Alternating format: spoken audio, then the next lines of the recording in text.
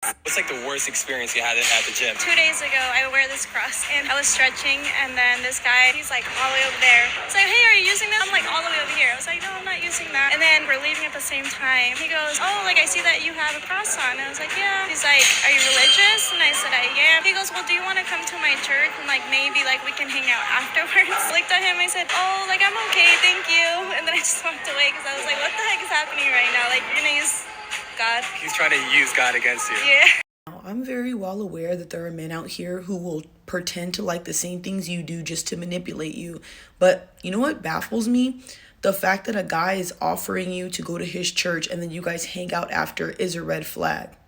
But on top of that, most women will go to a guy's house who hits them up at 3 in the morning, which are booty call hours, and you don't see that as a red flag. You also will talk to dudes who are in a full-blown relationship or have a girl that's pregnant and you see no red flags in that. And a lot of women will sit there and literally want men who give them the bare minimum. And you know what bothers me? You can't sit there and complain where all the good men are when you date the ones and chase the ones who have no intention of actually wanting to love you, have future kids with you, or caring for your heart. I think the saddest thing about today's generation of women is even when men approach you guys in the sweetest way, it's a red flag in your eyes.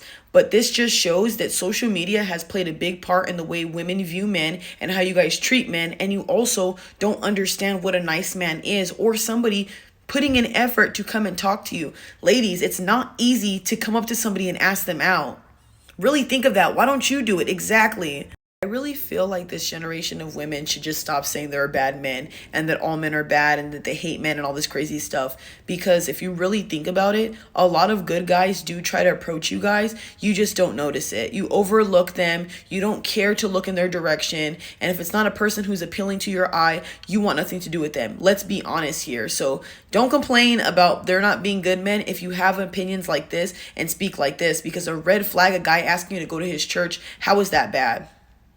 Ladies, whether you know this or not, if you're going to go out with a guy for the first time, your best bet is to go to coffee places, public places, places where it's daylight. So church, really, there's other people there. You're going to be in a group setting. And if you don't want to go to their house after or go hang out with them after, state that.